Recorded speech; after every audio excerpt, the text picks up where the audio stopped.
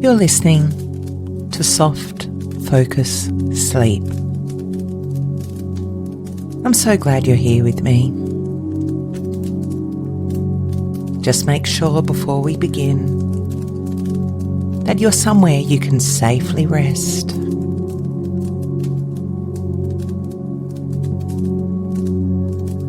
Take a moment now to really settle in. Give yourself permission to make yourself comfortable. Adjust whatever needs adjusting.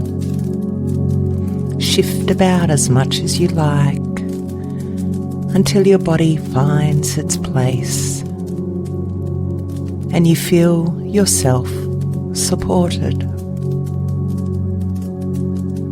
There's no hurry.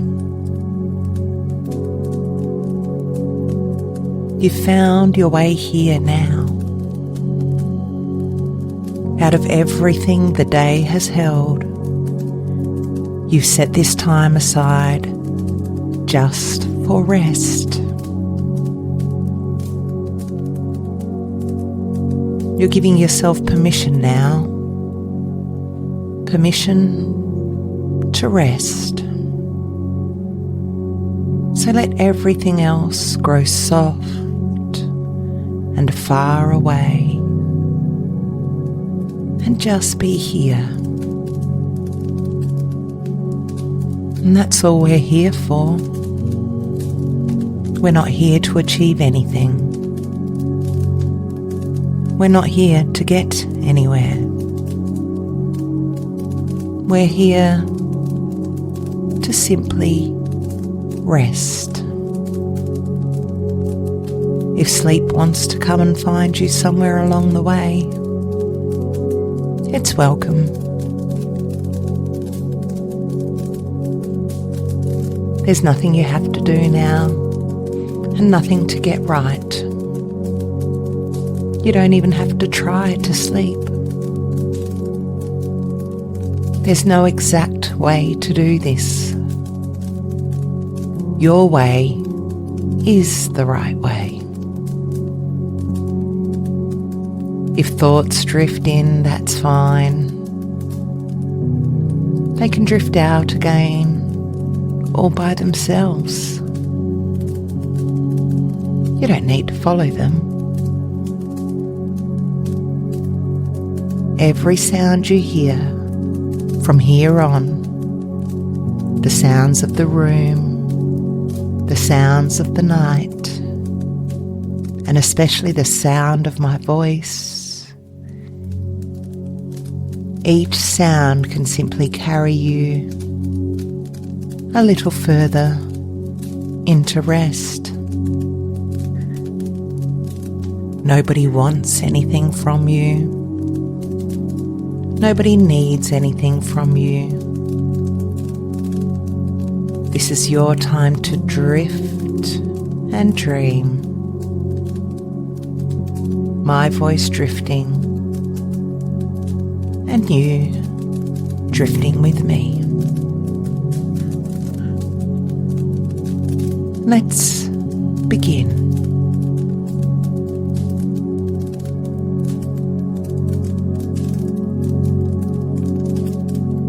This is Hazy Histories, where the past comes to rest. Tonight, the deep of the last ice age, around 20,000 years ago. This isn't a story. There are no invented characters here, and nothing is made up. Everything you're about to hear is real, dug from the ground, read in ice cores and radiocarbon, argued over gently in journals, and where there's information that nobody knows, I'll tell you that too. I'll be telling you true things and how we know them. and what we don't, and what we can only wonder.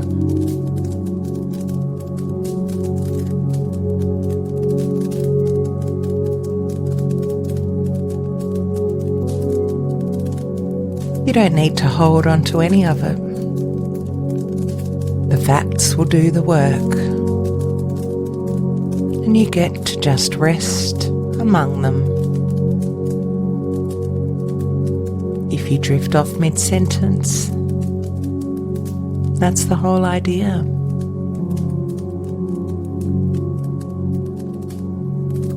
So let's begin with the evidence. Because the Ice Age kept its own records, and the finest records are made of snow. In the middle of Greenland and high on the dome of Antarctica, snow has been falling for a very, very long time. For more than 100,000 years, that snow lay where it fell. Each winter's snow settled on the last and was pressed down, and slowly, under its own patient weight, turned to ice.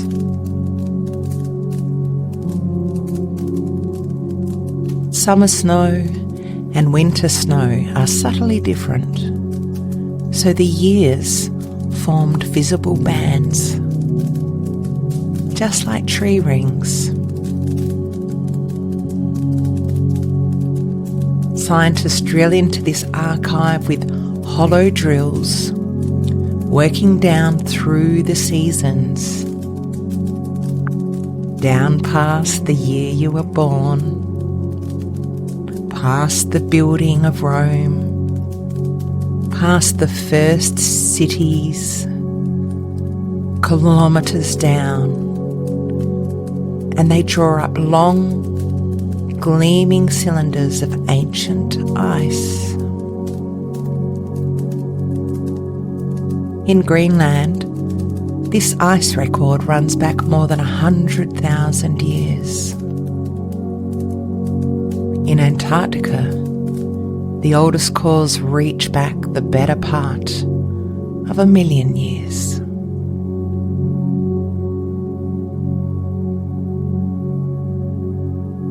And sealed inside that ice are bubbles, tiny parcels of actual air, trapped between snowflakes on the day they fell, and never opened since. In cold laboratories, researchers crack them gently open and measure what the ancient atmosphere was made of.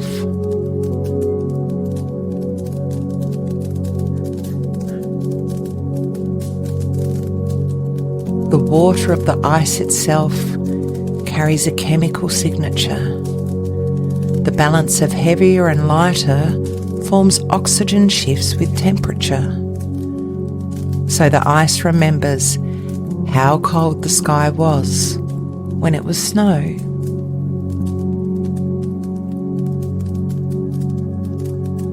That's how we know the cold.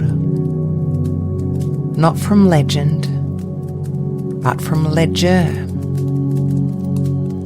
And what the ledger says is this. Around 20,000 years ago, the world reached the bottom of its long winter, the coldest reach of the last glacial period. On average, it was several degrees colder than today, which was enough to remake the entire surface of the planet.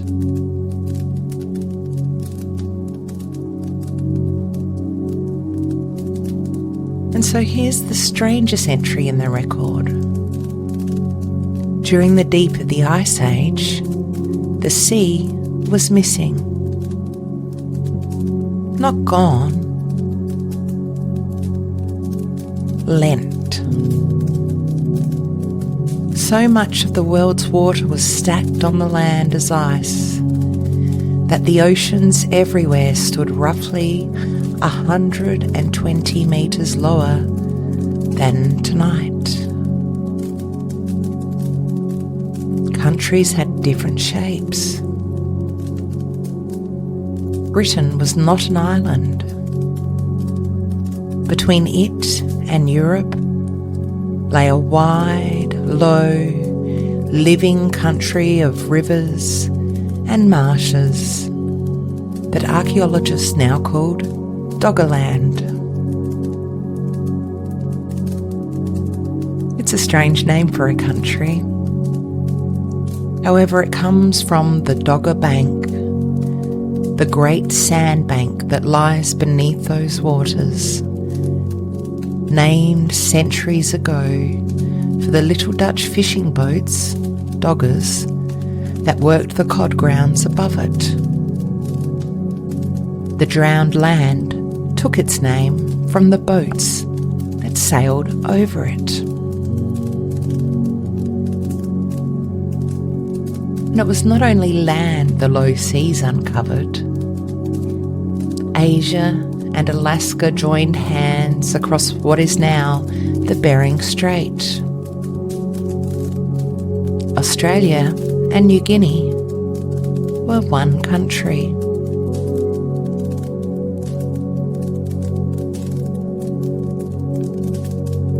How do we know about a drowned land?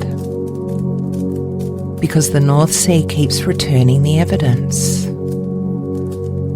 For more than a century, fishing boats trawling those waters have hauled up mammoth teeth, flint tools, and barbed harpoon points of carved antler, all from the seabed. These are the belongings of people who once walked dry-footed where the water now stands 60 metres deep.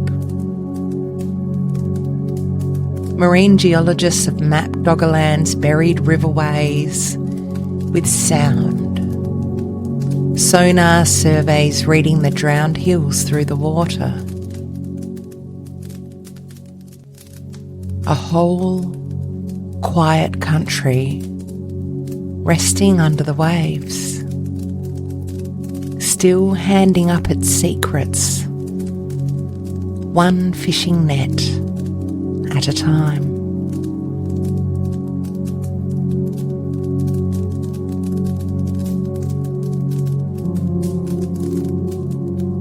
The ice that borrowed the ocean lay across the north of the world in sheets. Their size is the kind of true thing that resists imagining. So let's not imagine. We'll measure. Over what is now Canada and the northern United States lay a single mass of ice, larger than the country beneath it today. Another huge layer of ice lay over Scandinavia and the Baltic. At their thickest, these sheets stood 2 to 3 kilometres deep. The tallest building humans have ever built is about 800 metres.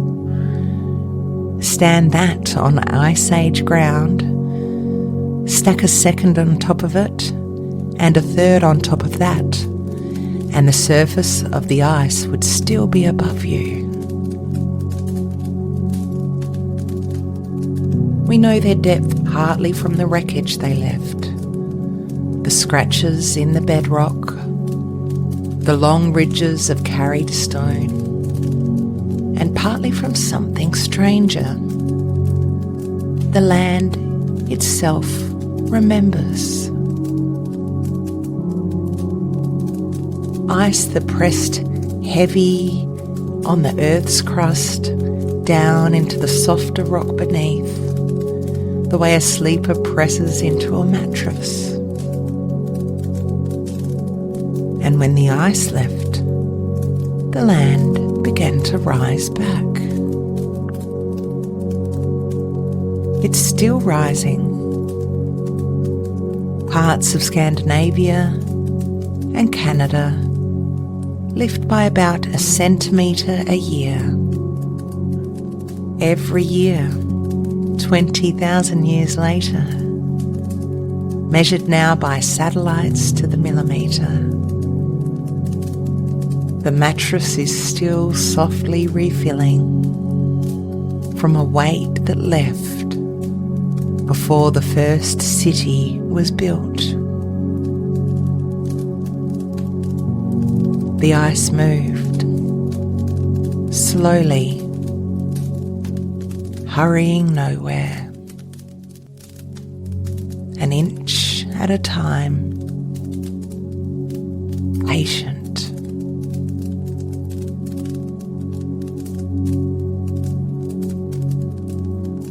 And so one more fact before we rest, the one that gives the whole past its dates.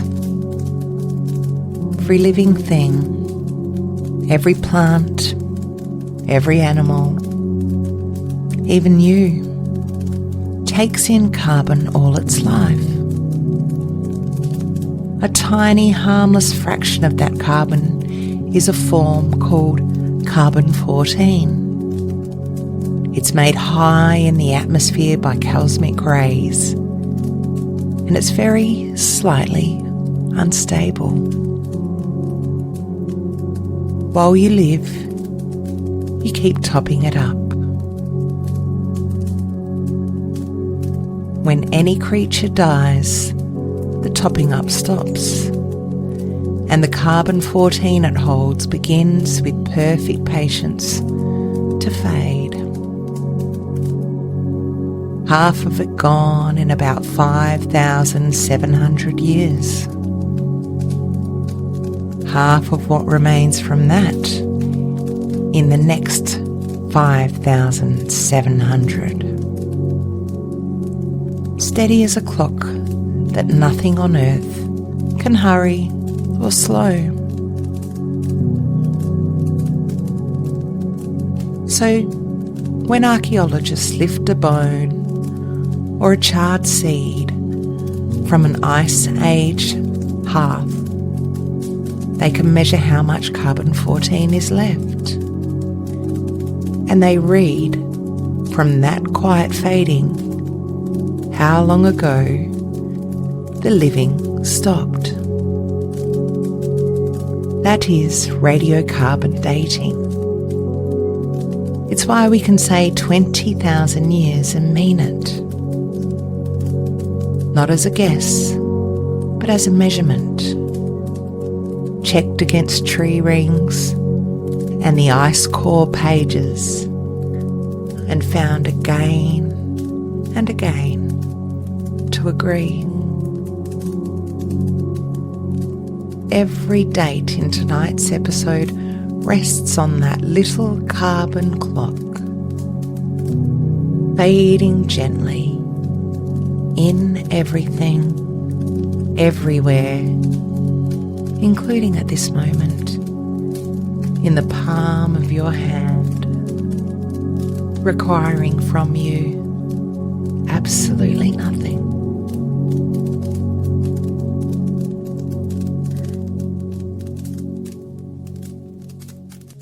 So rest tonight the way the evidence rests.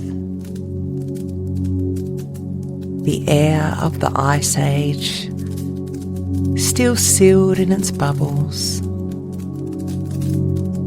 The drowned country handing up its tools. The land still slowly rising. The little carbon clocks fading gently in everything, keeping time for the whole past with no effort at all.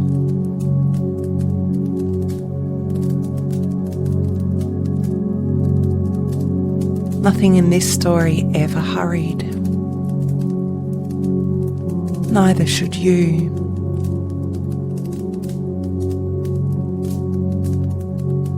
The fire will keep burning for you now, my voice drifting, and you drifting gently with me, gently out of focus.